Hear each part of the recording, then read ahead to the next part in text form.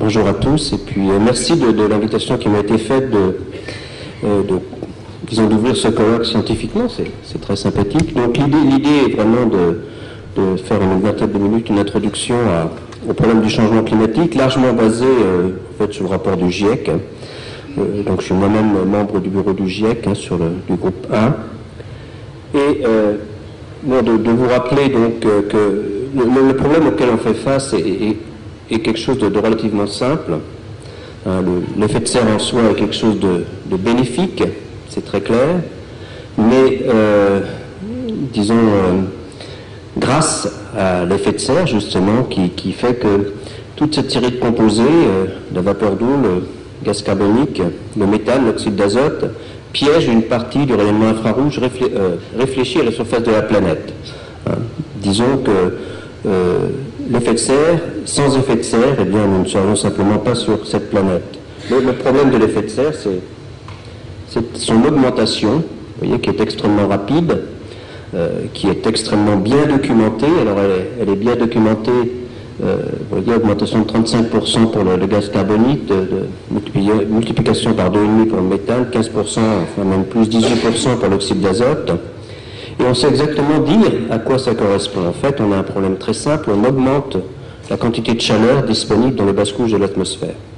De façon notable, déjà 1%, dont 60% de cette augmentation est liée au gaz carbonique qui reste très longtemps dans l'atmosphère, ce qui fait que effectivement, le gaz carbonique est au cœur de la stabilisation de l'effet de serre. C'est très clair. Si on veut stabiliser l'effet de serre, il faut absolument stabiliser les concentrations en gaz carbonique. Nous y reviendrons. Donc le fait qu'on augmente le chauffage, en quelque sorte, eh bien, quand on augmente le chauffage, la tendance naturelle du milieu est d'augmenter sa température, sauf s'il y a des mécanismes de compensation. Or, dans le système climatique, il y a surtout des mécanismes d'amplification avérés, comme celui, par exemple, lié à la vapeur d'eau. Le fait que la vapeur d'eau soit le premier gaz à effet de serre, disons, l'augmentation, le réchauffement de l'atmosphère provoque un réchauffement de l'océan, qui lui-même se traduit par une augmentation de l'évaporation qui est d'ailleurs observée. Il y a plus de vapeur d'eau dans l'atmosphère qu'il y a une vingtaine d'années. C'est une observation. Alors, ces mesures, vous voyez, là, ce sont les 10 000 dernières années, donc pour les 3 gaz à effet de serre sur lesquels l'homme joue un rôle important. En fait, il y a des mesures que depuis 50 ans dans l'atmosphère. Avant, il faut, effectivement, ça c'est un peu mon métier, disons, donc ce à quoi en tant que chercheur je participe, c'est qu'il faut aller chercher, disons, des témoignages de la composition de l'atmosphère, du climat, dans des archives climatiques, et ça c'est le site de Vostok, en Antarctique, où on a participé à une belle expérience, un forage de 400 000 ans dans ce cas-là, en fait, on en est à 800 000 ans actuellement. Vous voyez, c'est tout le centre de l'Antarctique, un des points les plus froids du globe. Et donc en fait, on peut reconstruire à partir de la composition de la glace elle-même la température au site. C'est un peu ce que moi je me suis amusé à faire depuis une bonne trentaine d'années, ou même un peu plus. Je travaille depuis 40 ans en CEA en fait. Et on peut extraire les bulles d'air et avoir en même temps la composition de l'atmosphère. Ce sont en particulier nos collègues de Grenoble qui font ces mesures sur les petites bulles d'air et la composition de l'atmosphère en gaz à effet de serre dans le passé. Donc vous voyez des choses très, très classiques. Donc en fait maintenant on va jusqu'à 800 000 ans, mais disons, je donne cet exemple de Vostok. En fait, ce qu'on reconstruit, vous voyez, c'est la température, c'est les courbes rouges. Sur les 400 000 dernières années, c'est ce qu'on apprend tous à l'école. Il y a ces grands cycles glaciaires, interglaciaires, la composition en gaz carbonique au-dessus et celle en méthane en dessous. Alors, deux constatations. En fait, il y a un lien fort entre effet de serre et climat dans le passé. Ce qui ne veut pas dire que l'effet de serre soit la cause originelle du changement climatique dans le passé. La cause originelle, c'est la position de la Terre sur son orbite. Et le fait que l'orbite se déforme au cours du temps, que l'axe de la Terre est plus ou moins incliné. Ça, c'est là, disons, le métronome des grands changements climatiques, c'est bien l'astronomie. Mais on voit dans cet exemple qu'il y a en fait une amplification du forçage astronomique par l'effet de serre. Et puis surtout à gauche, hein, vous voyez les 200 dernières années, quand on place les observations récentes que je vous ai déjà montrées dans un contexte, je dirais, plus long, eh bien l'augmentation, elle est importante et elle est extrêmement rapide, puisque là, à cette échelle de temps, elle est évidemment pratiquement verticale. Voilà, comment on fait, ce sont des choses bien connues. Vous voyez les émissions de gaz à effet de serre, donc c'est peut-être pas très lisible, hein, excusez-moi. Donc en fait, vous voyez une augmentation des émissions de 1970 à 2004, importante, hein, avec les différents gaz à effet de serre. Il y a aussi des chlorofluorocarbones. Différents secteurs, hein, je vais y revenir tout à l'heure pour la France, c'est à peu près pareil qu'au niveau international. Et une contribution très importante, vous le voyez, en fait du gaz carbonique, à l'augmentation de l'effet de serre. Ce que j'ai déjà dit. Ce qui ne veut pas dire qu'il faille négliger les autres gaz, mais je le redis, le fait que le gaz carbonique reste longtemps dans l'atmosphère, on met au cœur du problème de la stabilisation. Bon, si on regarde les émissions de gaz carbonique, ce sont des choses qui sont familières également. Vous voyez, si on se place maintenant d'un point de vue géographique avec des gros émetteurs comme les États-Unis, la Chine, en fait, ça c'était en 2004, et vous savez qu'en 2007-2008, pratiquement, la Chine est en train de rattraper les États-Unis en termes d'émissions globales. Hein, l'Europe est à peu près au même niveau. Mais par contre, si on se met maintenant par habitant, évidemment, là il y a une hétérogénéité très importante avec, bon, la France est à 1,7 tonne, donc en fait il y a un facteur 3 par exemple entre un Français et un Américain, et il y a aussi un facteur 10 entre un Français et un habitant du Sénégal ou justement du Vietnam dont on a déjà parlé. Voilà, donc, alors on sait très bien comment on fait ça, vous voyez, donc je ne vais pas passer trop de temps. Voilà, donc c'est extrêmement bien documenté et très bien suivi, cette augmentation de l'effet de serre. Les causes en sont bien suivies avec un lien très fort entre les émissions de gaz carbonique et bien sûr l'énergie. Je crois qu'on en reparlera beaucoup au cours de ces 3 jours. Vous voyez, les grands secteurs, eh bien, c'est transport et puis domestique en France, à peu près pour 25%, l'agriculture également pour plus de 20%. Alors ça, c'est lié non pas au gaz carbonique, mais au méthane et à l'oxyde d'azote, et puis l'industrie également pour 20%, avec une augmentation, c'est pas que pour la France, très forte, en fait, de plus de 20% depuis 1990 pour les secteurs, disons, le transport et également le domestique. Donc ça, c'est la première chose. Pour nous, c'est une certitude. L'homme modifie la combustion de l'atmosphère de façon rapide et importante. Hein. Donc on augmente le chauffage. Alors après, le diagnostic de la communauté scientifique est très clair. Face à cette augmentation du chauffage, le réchauffement climatique est sans équivoque. Ça, c'est la conclusion du rapport du GIEC. C'est une phrase très simple. Donc voilà, on le voit à travers les températures. Vous savez, par exemple, 10 des 11 dernières années, si vous cherchez les années les plus chaudes, il vous suffit de remonter à pratiquement toutes les années récentes sont plus chaudes que celles qui les ont précédées. Mais on regarde aussi, on retrouve aussi ce réchauffement à travers l'élévation du niveau de la mer d'une quinzaine de centimètres au cours du XXIe siècle, lié à la dilatation de l'océan d'une part, mais aussi à la fonte des glaciers continentaux. Hein, mais disons là, ça intègre le phénomène. Également la diminution de l'enneigement. Vous voyez l'enneigement dans l'hémisphère nord maximal, hein, disons à la fin du printemps, pratiquement maintenant, il est maximal en Europe, hein, sur toute l'hémisphère nord. Eh bien, il a diminué de 2 à 3 millions de kilomètres carrés depuis une trentaine d'années. Et ça, c'est autant de surfaces réfléchissantes qu'on remplace par des surfaces absorbantes. Et puis, ce qui a marqué aussi beaucoup l'an dernier, ce qui n'est peut-être pas assez visible, mais vous voyez, la glace de mer, alors minimale, celle-là c'est en septembre, disons dans l'Arctique, eh bien, elle a diminué assez régulièrement depuis 1980.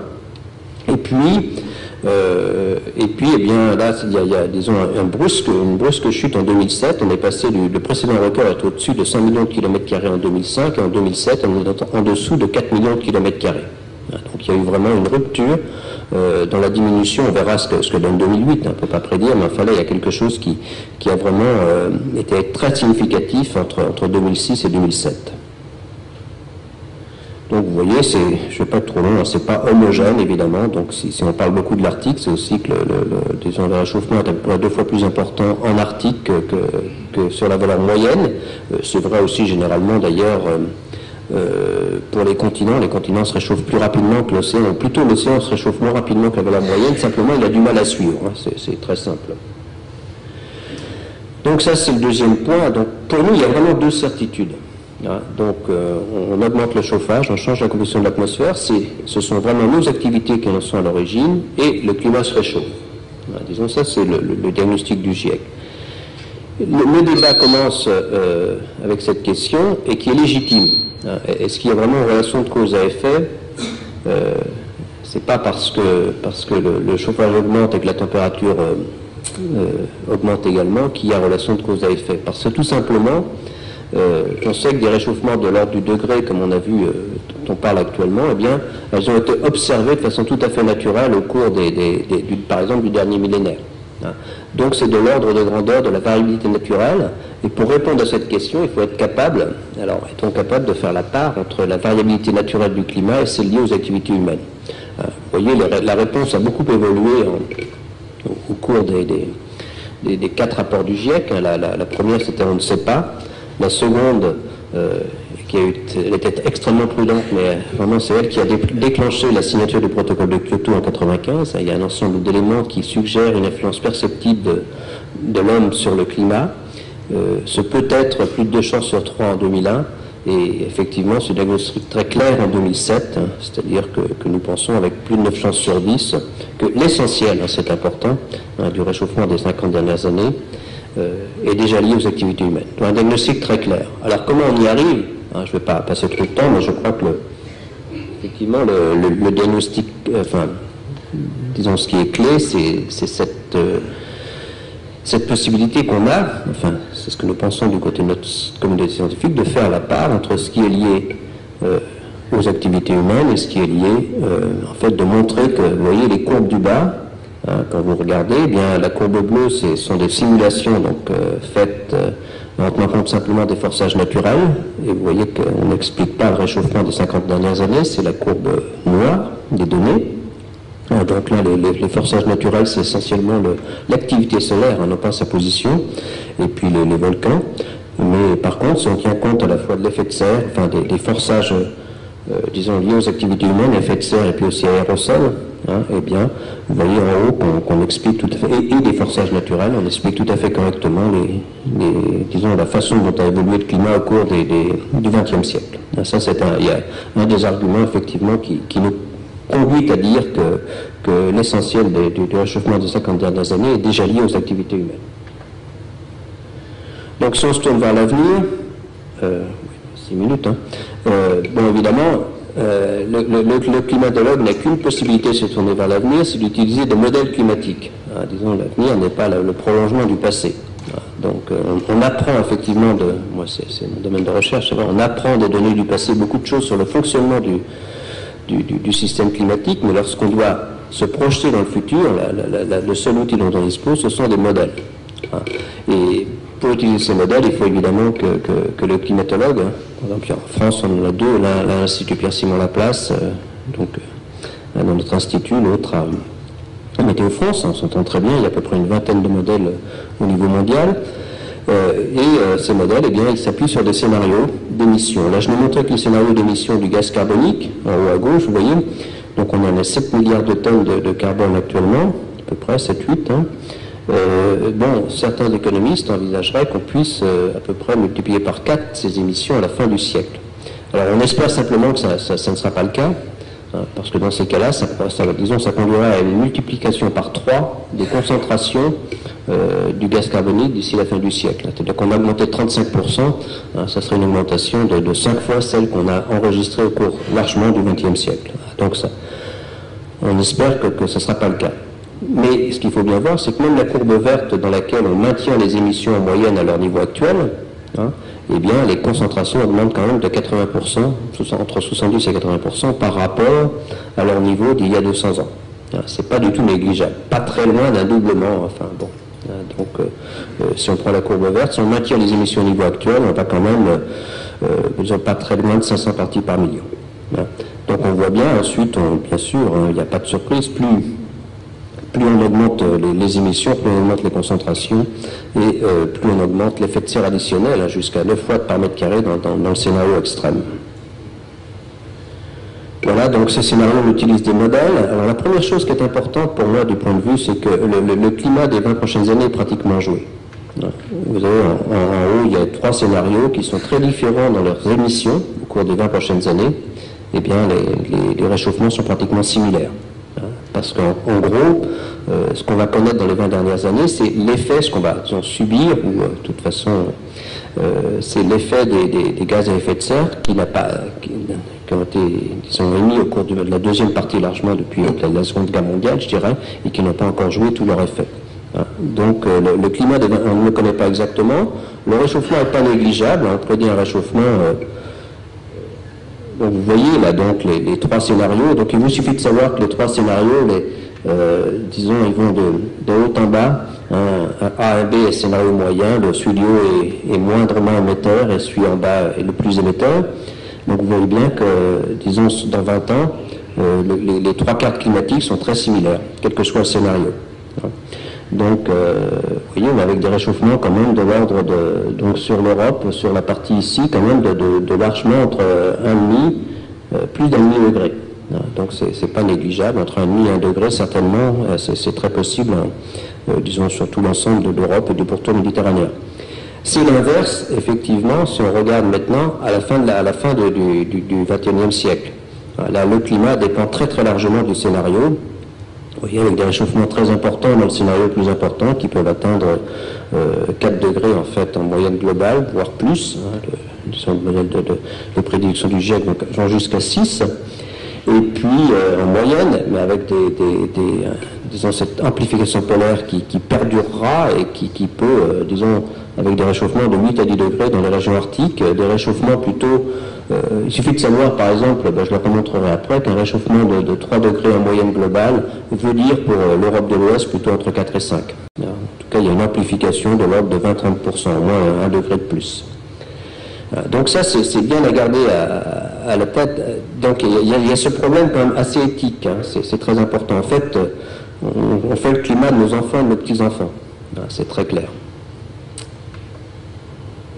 Donc ça, c'est quelque chose qui résume évidemment l'ensemble des scénarios, chose très connue, c'est-à-dire des réchauffements. Vous voyez, donc évidemment, les scénarios sont aussi, il y a les 6 scénarios de plus en plus émetteurs, et avec des réchauffements de plus en plus importants. On a quand même une assez bonne confiance dans les valeurs moyennes, hein, donc qui vont, disons, de 2 à 4 degrés de réchauffement moyen. Bon, avec quand même des valeurs extrêmes qui pourraient aller jusqu'à 5-6 degrés, je l'ai dit. Ça, c'est donc à la fin du siècle. Si on prend, donc ça vous montre de façon peut-être plus précise, une carte, ça c'est le scénario moyen, A1B, les 3 que je vous ai montrés. Vous voyez comme c'est la même carte que celle que je vous ai montrée tout à l'heure, mais simplement,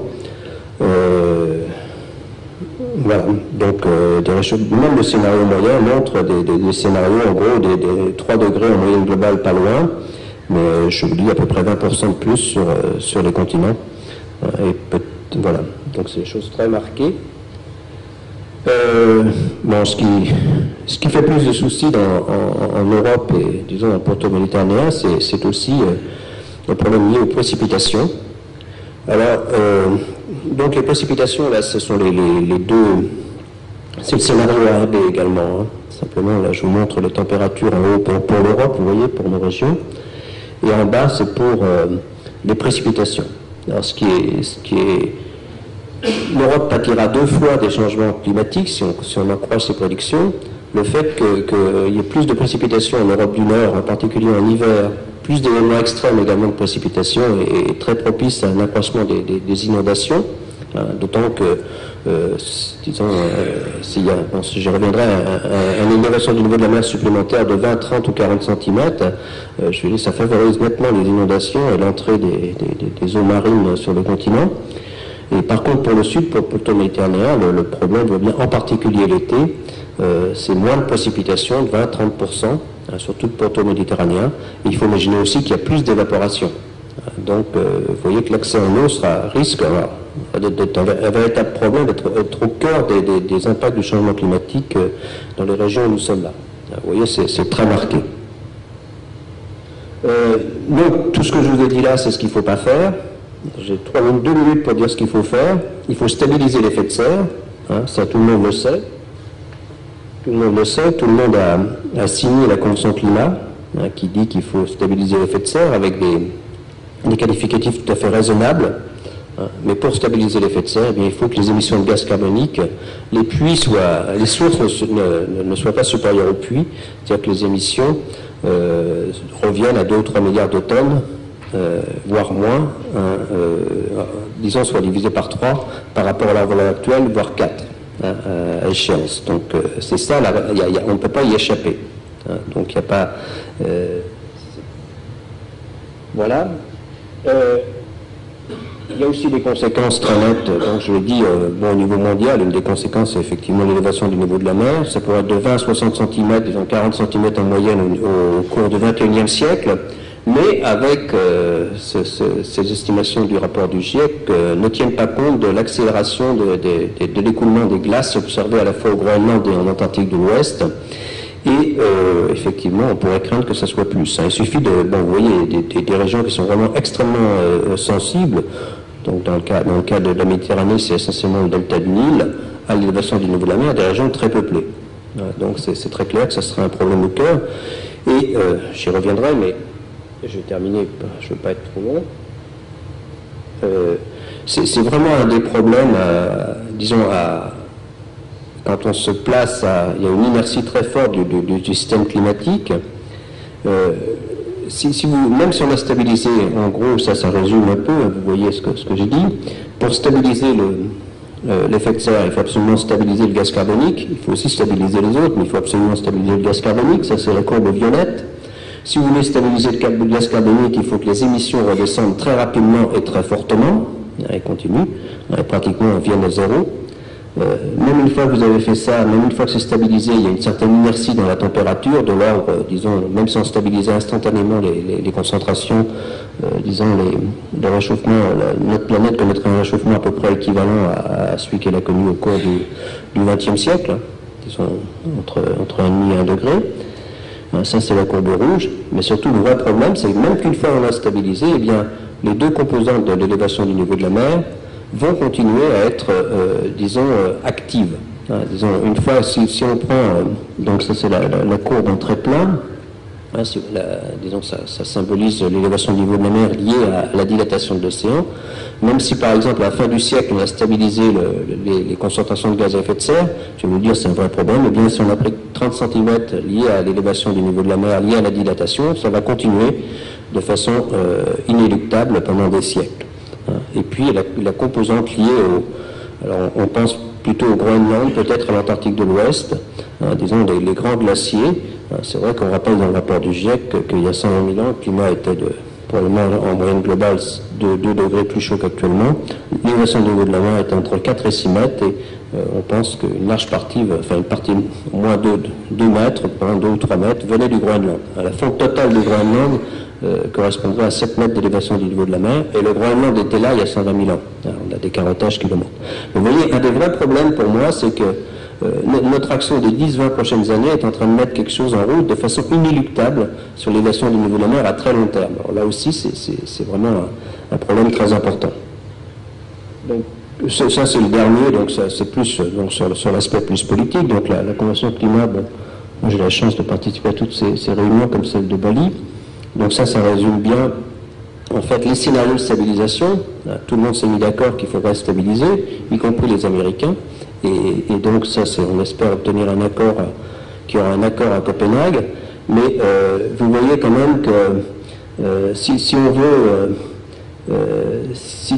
veut diviser par, si on veut, disons, maintenir le climat à quelque chose de raisonnable, c'est-à-dire on aura beaucoup de mal à éviter un réchauffement de moins 2 degrés par rapport au climat actuel. L'Europe a placé la barre un peu plus haut, parce que l'Europe souhaiterait que le réchauffement n'excède pas 2 degrés par rapport au climat d'il y a 200 ans, c'est-à-dire 1,5 degré par rapport au climat je dirais, de la fin du XXe siècle.